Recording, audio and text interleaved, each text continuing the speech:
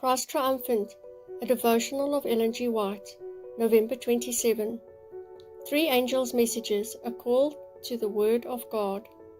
Revelation 14 verses 6 and 7.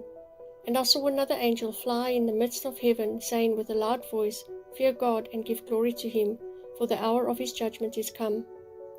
The proclamation of the first, second, and third angels' messages has been located by the word of inspiration. Not a peg or pin is to be removed. No human authority has any more right to change the location of these messages than to substitute the New Testament for the Old. The Old Testament is the gospel in figures and symbols. The New Testament is the substance. One is as essential as the other. The Old Testament presents lessons from the lips of Christ, and these lessons have not lost their force in any particular. The first and second messages, Revelation 14 verses 6 to 8, were given in 1843 and 1844, and we are now under the proclamation of the third. But all three of the messages are still to be proclaimed. It is just as essential now as ever before that they shall be repeated to those who are seeking for the truth. By pen and voice we are to sound the proclamation, showing the order and the application of the prophecies that bring us to the third angel's message. There cannot be a third without the first and second.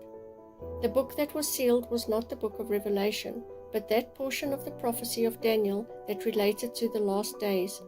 When the book was opened, the proclamation was made, Time shall be no longer. The book of Daniel is now unsealed, and the revelation made by Christ to John is to come to all inhabitants of the earth. By the increase of knowledge, a people is to be prepared to stand in the latter days.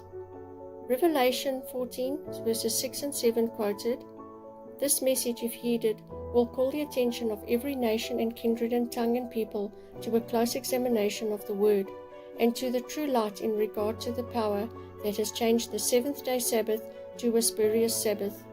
The Sabbath memorial declaring who the living God is, the Creator of the heavens and the earth, has been torn down, and a spurious Sabbath has been given to the world in its place. Thus a breach has been made in the law of God. In the first angel's message, people are called upon to worship God, our Creator, who made the world and all things that are therein.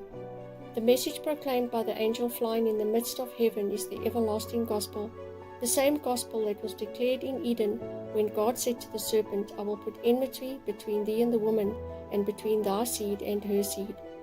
Manuscript 32, 1896. Manuscript releases 17, 6 and 7.